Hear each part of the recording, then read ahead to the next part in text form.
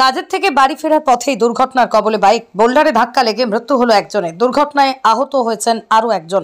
শুক্রবার রাতেই দুর্ঘটনাটি ঘটেছে রাজগঞ্জ ব্লকের মান্তারদারি অঞ্চলের গেটবাজার এলাকায়। জানা গেছে, গেটবাজার থেকে বেলাকোবা বটতলাগামী রাস্তা প্রশস্ত করার জন্য রাস্তার পাশে বোল্ডার রাখা ছিল। শুক্রবার ওই রাস্তা দিয়ে দুইজন বাইকে করে ফিরছিলেন। সে সময় রাস্তার পাশে থাকা বোল্ডারে ধাক্কা লাগে বাইকের। ছিটকে পড়েন দুজন। খবর পেয়ে ঘটনাস্থলে পৌঁছয় পুলিশ। আহত দুজনকে উদ্ধার করে রাজগঞ্জ ব্লক হাসপাতালে নিয়ে যাওয়া হয়। এলাকার একজনকে মৃত বলে ঘোষণা করেন কর্তব্যরত চিকিৎসক। রাত পর্যন্ত হতাহতের নাম প্রয়োজন এখনো পরিচয় পর্যন্ত জানা যায়নি। দুর্ঘটনার পর উত্তপ্ত হয়ে ওঠে এলাকা। পথ দুর্ঘটনা করে চলে বিক্ষোভ। স্থানীয়দের বক্তব্য, কবে রাস্তা চওড়া হবে? এভাবে একের পর এক দুর্ঘটনা ঘটছে। বিষয়টা খতিয়ে দেখছে পুলিশ। হওয়ার পর থেকে আমরা কালকে থেকে রাস্তা অবরোধ করে দেবো। কোনো ডাম্পার চলবে না, কোনো ডাম্পার বড় গাড়ি ঢুকতে দেবো না। এইভাবে আজকে দুটা প্রাণ চলে গেল। হয়তো এখনো একজন বেঁচে আছে নাকি বলা সম্ভব না, তবে হয়তো দুজনেই মারা যেতে পারে।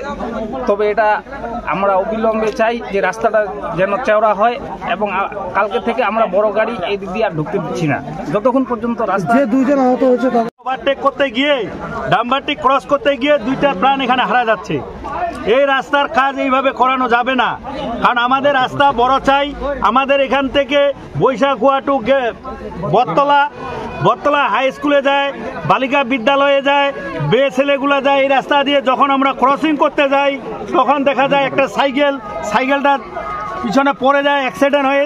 আজকে একটা বাইক, এখন এই দুইজনে অ্যাক্সিডেন্ট হয়ে গেল। একজন তো কি অবস্থা আছে, গুরুত্ব অবস্থায়, আর দুইজনকে নিয়ে হসপিটালে নিয়ে যাওয়া হলো। আমরা যতদিন রাস্তা চওড়া হবে না ততদিন আমরা কাজ করতে দিতে পারতেছি না। রাস্তা শর্টের জন্য এখানে দেখতে পাচ্ছেন একটা ডাম্পার সামনে গেল, এই সমস্ত নিয়ে এখানে ঝামেলাটা।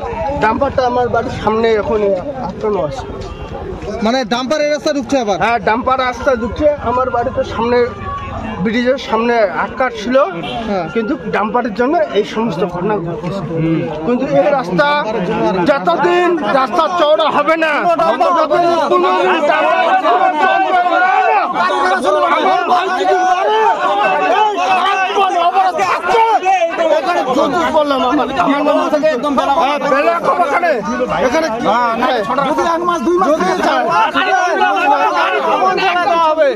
সব গাড়ি বন্ধ হয়ে যাবে।